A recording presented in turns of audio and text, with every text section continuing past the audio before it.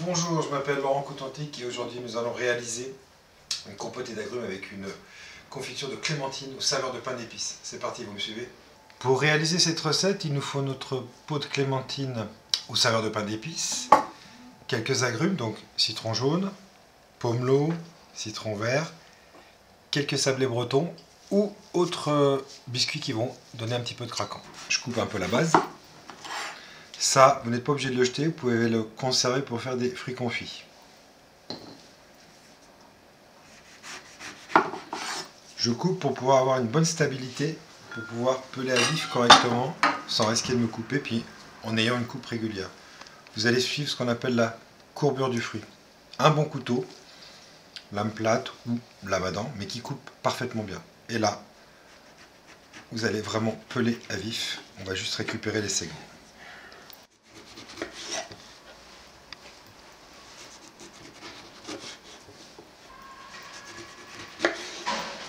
Une fois que vous avez pelé à vif, donc enlevez la peau de votre agrume, vous suivez simplement les petits segments, là, les quartiers, avec un couteau encore une fois qui coupe parfaitement bien, et ça tombe tout seul. On va le recouper en 2 ou 3 morceaux, délicatement, et ensuite on va les réserver.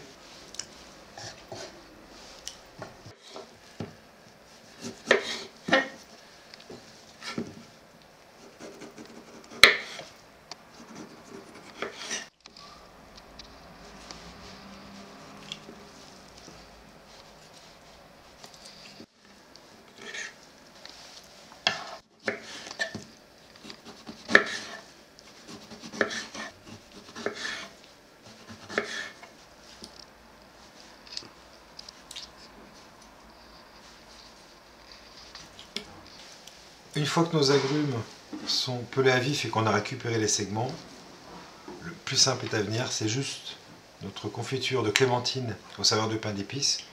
On met une belle cuillerée à soupe dedans. On mélange l'ensemble délicatement. En fait, votre confiture va servir de liant, un peu comme une vinaigrette, tout bêtement. Il faut vraiment qu'on ait un équilibre en termes de goût et visuel. C'est-à-dire que vous voyez bien que vous avez votre liant, donc la confiture on la voit bien, les agrumes. En gros, c'est un équilibre entre le côté sucré et le côté acide.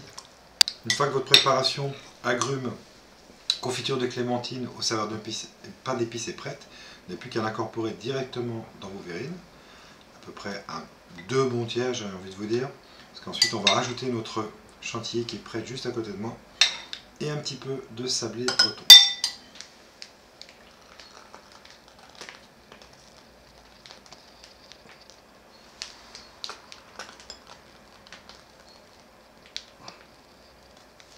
Voilà. Un petit peu de croquant avec le sablé que vous allez juste effriter comme ça grossièrement dans votre main. Vous pouvez mettre des petits morceaux, des gros.